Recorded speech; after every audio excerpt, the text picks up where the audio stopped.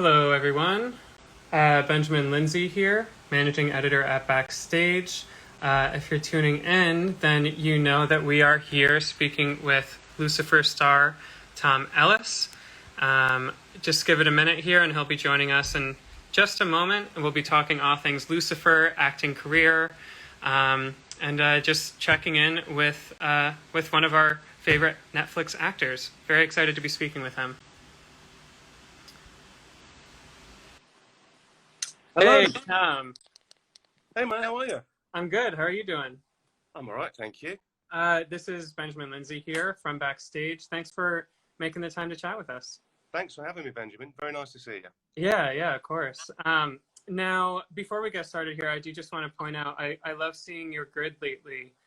You've been sharing your space with pretty important voices, and I've been watching all the videos, and it's really showcases how easy allyship is for people with a platform like yours, and it's been a lot to see it out there. So thank you for doing that. No, thank you very much. It's without doubt the best thing I've done with my social media over 5 years.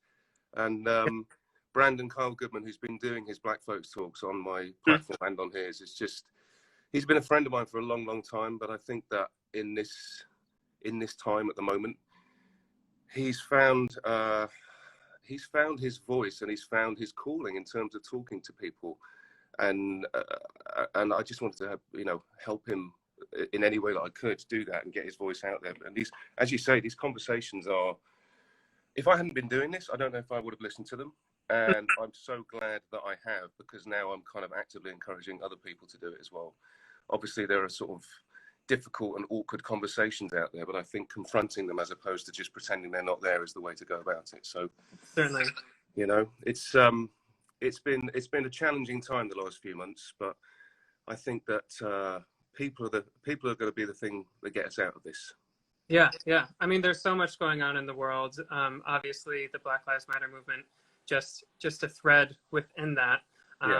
But it really has been great. So I just start the interview off by saying that. How have you been holding up these last few months, though? You're based in Los Angeles?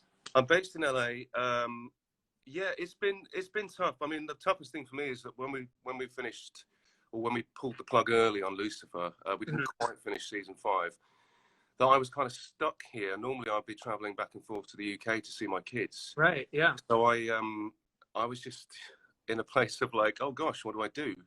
And obviously, like everybody, not knowing how long it would go on for. So I think for me, like mentally, it's been tough to be away from my children. I was able to go and visit them about a month ago, which was great. Okay. And I'm able to go and see them again in about a week's time.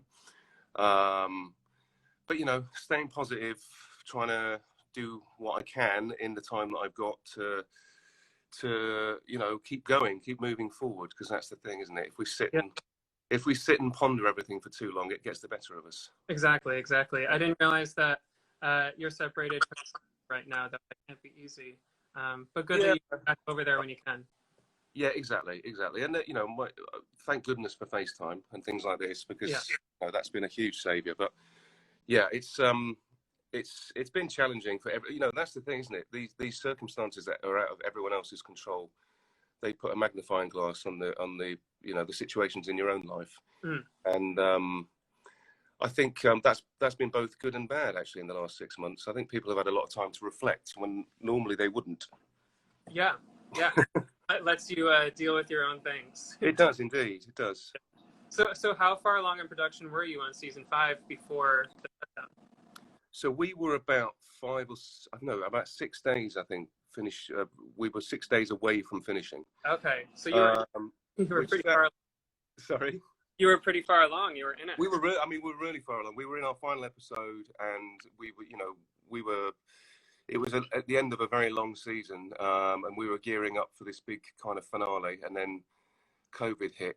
So, but so how does that shape up for season 5 when it premieres August 21st? So the premiere on August 21st is the first half of season 5. So it's the first 8 episodes. So we'd already done that. That was already in the can, and that's all ready to go.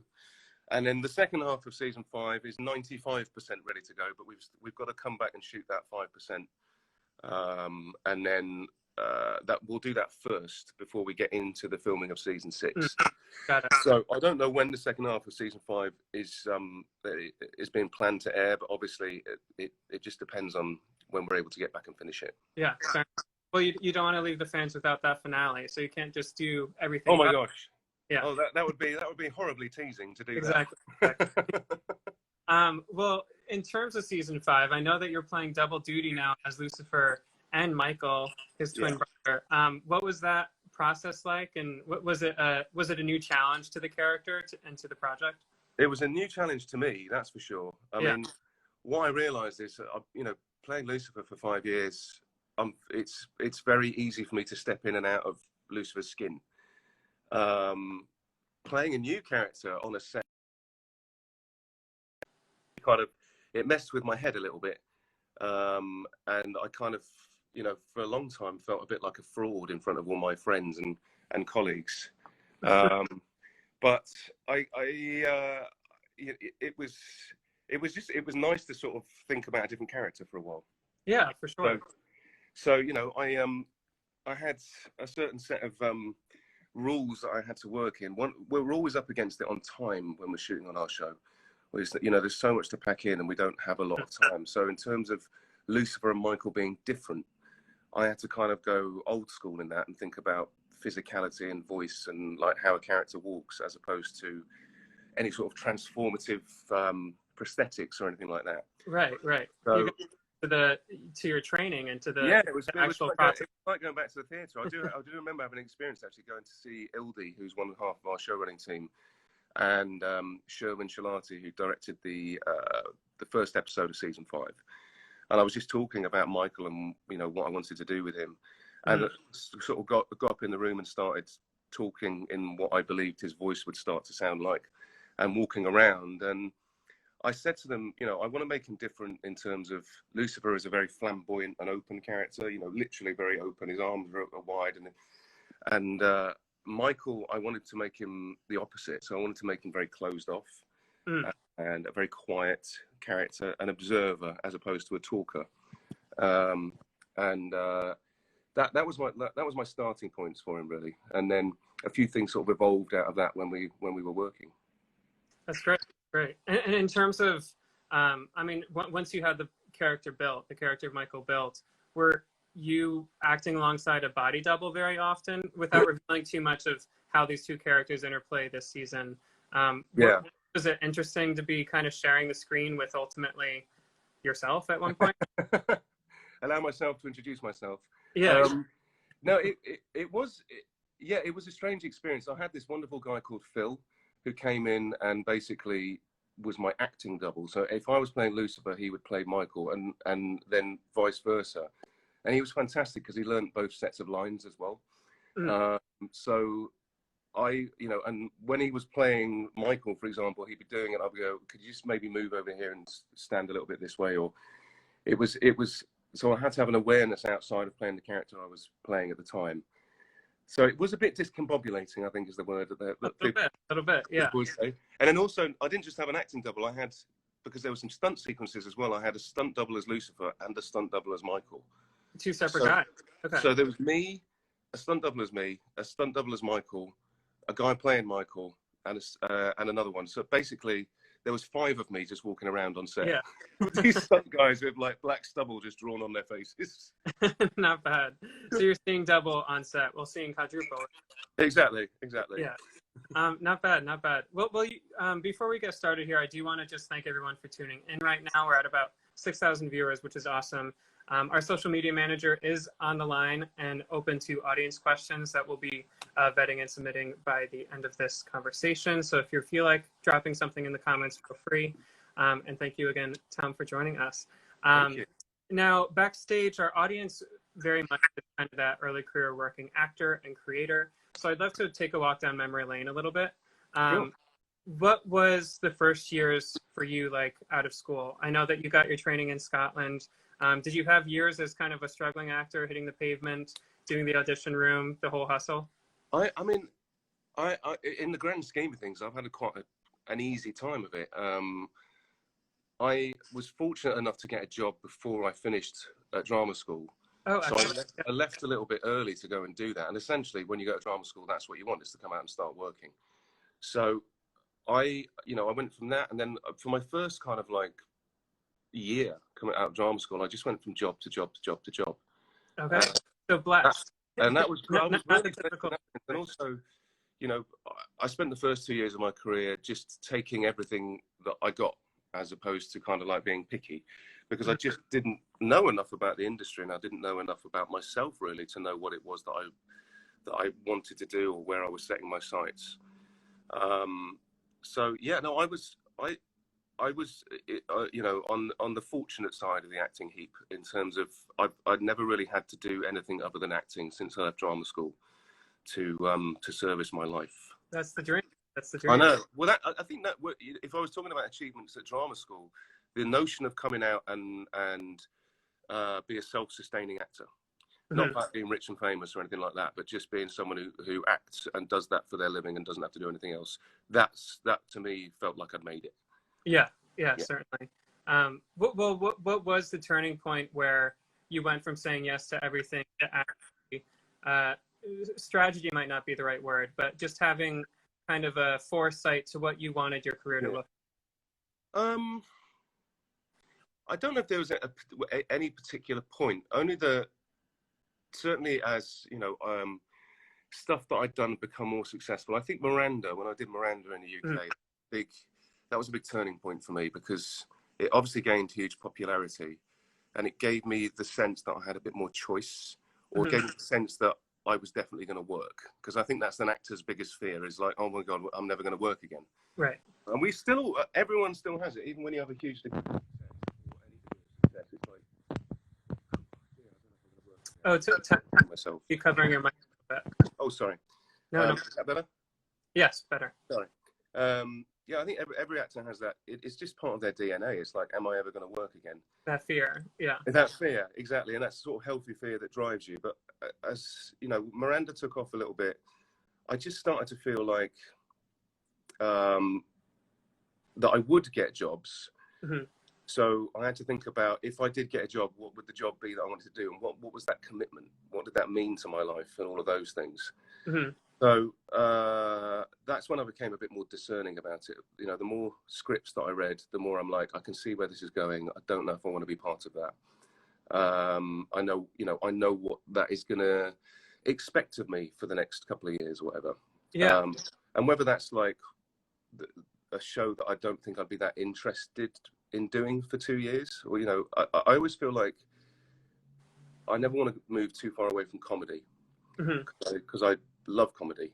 I trained as a dramatic actor, but I always kind of have loved comedy. And I think that life has always got funny moments in it, normally in the darkest of times. So, you know, that's something that I'm always kind of looking for in something, that there's some kind of, like, I wouldn't say comedy relief, but there's some humor. Yeah.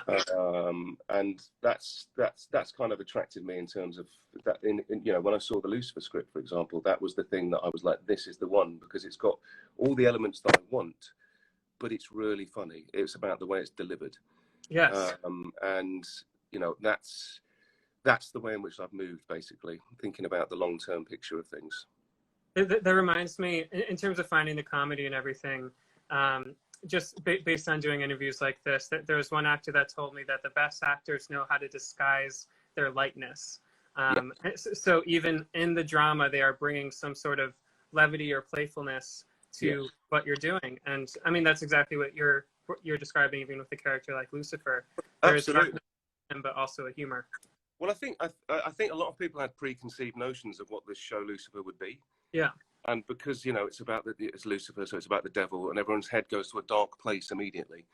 Or it must be about all these scary things. And actually, you know, it's a pleasant surprise for a lot of our audience members that the show is executed in the way that it is. And it's done with this kind of tongue-in-cheek irreverence, basically. I mean, it's very Neil Gaiman, of course. It is very Neil Gaiman, but it's always. But the thing about it is, it buries the lead, and the lead of our show is that it's full of heart, and it's full of like this interaction that people have really become addicted to watching. And you know, yes, it is funny and it ticks along and all these things. But what I love the most about that is that people will be laughing 1 minute, and then something will happen, and they'll be hugely affected. Oh yeah, carpet pulled out. Carpet pulled out from under their feet, and I think that that's something that we've really kind of we've really managed to find a fine balance on the show. Of some of our episodes start so ridiculously, and we have these ridiculous kind of thing. Lucifer says ridiculous things, and Ella says ridiculous things, or whatever. But it always comes full circle to this moment where there's a rug pulled out from your feet, and you're like, oh my god, I didn't even know I was that invested in this. Yeah, exactly. Well, with that in mind, you've been playing this role for 5 seasons now. What would you say has been the most gratifying part of it? I'm sure that the response to the series has taken you by surprise. You can't really predict something like that. So what's been rewarding about this experience? Well, I think, you know, in the modern world of TV, there is so much TV. There's so much content out there, and to have kind of to be in the public consciousness of a TV show that either people, when you say, if I say to someone I'm in the show Lucifer, they go, oh, I've heard of that, or my mum watches that, or my dad watches that, or we watch that, or whatever. It seems to be that there's one degree of separation on this show, and that these days to me just feels like a huge achievement, because it's, as I say, there's so much out there. So the fact that people have decided to pick up their remotes and choose to watch us is very vindicating, I suppose. Yeah. So that side of it certainly feels like a huge thing. From a personal side of things, I think that Lucifer has kind of brought music back into my life. I played a lot of music when I was a kid. My mum was a music teacher, and that was, you know, it was a huge part of my life. I didn't act until I was like 17. I had read that you played the French horn. Is that right? This is indeed true. Yeah. I did. I thought I'd try and play the sexiest instrument out there. Yeah, exactly. So it was that or the bassoon. Yeah. But basically, yeah, no, I did. But I also, like, I grew up in the church and I used to sing a lot. And I'd sort of put that to one side when I started as a serious actor, because there seems to be this mindset that you either do straight acting or you do musical theatre. And, you know, the two don't really cross-pollinate that much. And I'd sort of grown up with that belief. So I put it to one side, and then put singing to one side, sorry. And then with Lucifer, we were out, obviously had the piano and everything. And during the first season, we were out having a social in Vancouver where we were shooting with some of our bosses. And we went to a karaoke club, and I sang a karaoke song, and they were like, oh my God, you can sing. And that's when they decided they wanted to write that into the story. And that's just opened up a whole new world for me, basically, of enjoying singing again and feeling like that's something that I want to continue doing. Oh, that's awesome. I didn't realize that came from just a karaoke night kind of on a whim. That's great. Exactly. It's amazing what happens when I've got a few beers inside of me. Yeah, exactly. Only good things, apparently. That's great. Yes, only good things, of course. Yeah. Well, in terms of this musical aspect, I know that your training was also in the theater at drama school, and now you're, of course, known for all your work, but would we ever see you up on stage? Is that on your bucket list at all? Oh, for sure. Think about what I want to do next. I don't actually know what the answer to that question is, but I will always go back to the theatre. I just feel like it's like rehab for acting. Yeah. It's like, because film and TV is a fantastic experience, but it's a very different experience. And one thing that I really, really miss is having the rehearsal room and having that time to play and kind of, you know, really mine into characters and you know, think about all the different kind of objectives and things like that go, you know, that are part of telling a story in a play. And you just don't have that time or luxury when you're shooting TV or a movie. You just kind of, you have to do a lot of homework yourself and make a lot of choices yourself. And, you know, sometimes you're doubting whether you've made the right choice. Whereas in the theatre, you've had time to kind of explore and you think, yes, this is the right choice. Or if you feel like it's the wrong choice, you can always switch it up the next night. You can switch up the next night, exactly. Kind of locked in place, yeah. But even on that note, that's something I've learned in 5 years. I started out in TV just trying to deliver the perfect take every time. And now I'm, you know, and it's a luxury of having spent so much time on set, but now I'm fully aware that, you don't have to do it the same every time. In fact, it's better not to. It's good to find, you know, a way of doing a scene, and then to start playing around with those levels and playing around with those deliveries and things, because um, to give them choice in the edit afterwards is great for them. Yeah, So, definitely. you know, that's the equivalent of doing different performances on different nights, I suppose. Leave it to the editor then. Exactly. Yeah. Well, we've been kind of circling around it, but I'd love to get a peek just into what your character building process is like. You're talking a lot about the physicality with Michael, with Lucifer, the differences there. But what, quote unquote, your process? How would you kind of distill it? What are the tricks to the trade in that sense? I mean, there's a couple of things I do. Like, the script is everything for me. So I always go back to the script. Like, even 5 years into Lucifer, what I do, and some people think I'm crazy, but I've stuck to it because it works for me. But I basically, the script that we're working on at the time, the episode that we're working on at the time, I'll go to work, I'll film the scenes that we have to do for that day, I'll come back and I'll read the whole script again from start to finish. And I do that every day that we're filming an episode, so that then in my head I can start to connect the dots of, we've done this, we've done that, and this is where I was going, and that's what I was doing, and just bringing it back all the time, so I have a complete sense of what the story is and where we're at in the story, because obviously it's broken up and it's not told linear when we're shooting. Of course, yeah. So that's really helpful to me. It is a bit time. That's also how I learn my lines. It's not like I sit there like agonizing over paragraphs and looking and then not looking and doing all that stuff. It's about repetition for me. Yeah. It's about where it fits in the story, and then it feels right, and the words sort of come to me. So that's something that I definitely do. And then another thing that I've done, again involving music, is that I try to create playlists for characters. So either like, and on the playlist it'll be, I think this is like, I can imagine the character walking down the street to this song, or I can imagine this track being played during a sequence where this character is doing such and such, or just something as simple as, what music would this character listen to? Hanging out at home, what's on yeah, exactly. And it's like a bit like a musical mood board, basically. And then, you know, I sort of continued, like my Lucifer playlist now is about 260 songs. It just grows and grows and grows. So I just add things to it. But what I do is, when I'm shooting, I'll put that on in my car, just on a random shuffle, every day that I'm going in and out of work. And it sort of takes me to that place again. Because I think music can do that. Music can sort of take you to a place just from listening to like one phrase, or, you know, one intro, or whatever it is. And it becomes like a shorthand in that sense. That's great. Yeah, I mean, it takes you to a memory, a headspace, wherever you got to go. Yeah, I've always heard that music is a nice tool for sure. Absolutely. Well, before we wrap up things here, I did want to take a couple audience questions, as promised. So one question we have from Lil Winchester, or the Lil Winchester rather: how did the cast feel about you doing your American accent all the time? Rachel Harris can't stand it. She's like, when you talk the way you talk, why would you speak with an American accent?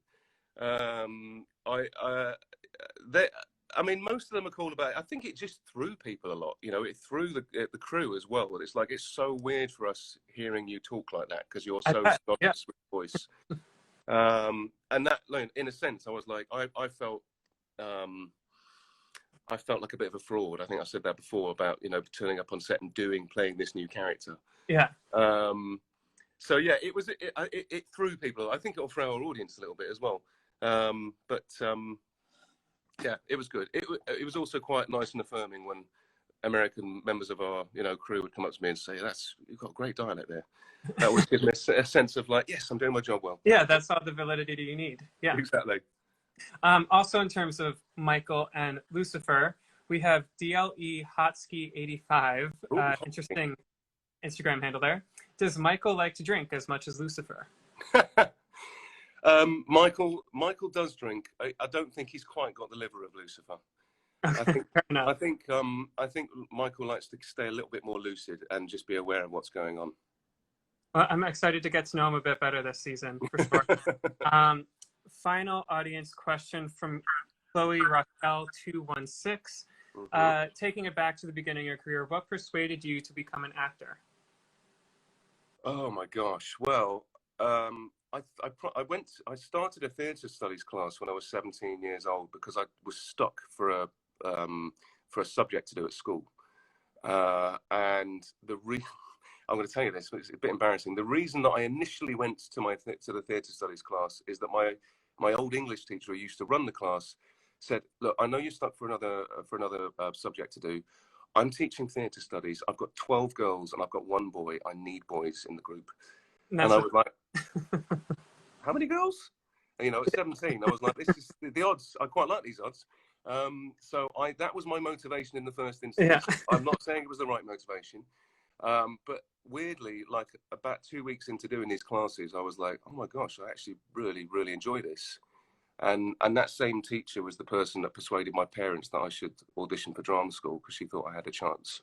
Not bad. So you Yeah. found life's passion. Did it help with the girls? I certainly got to spend a lot more time with girls than most Fair of my enough. peers, put it that way. Yeah.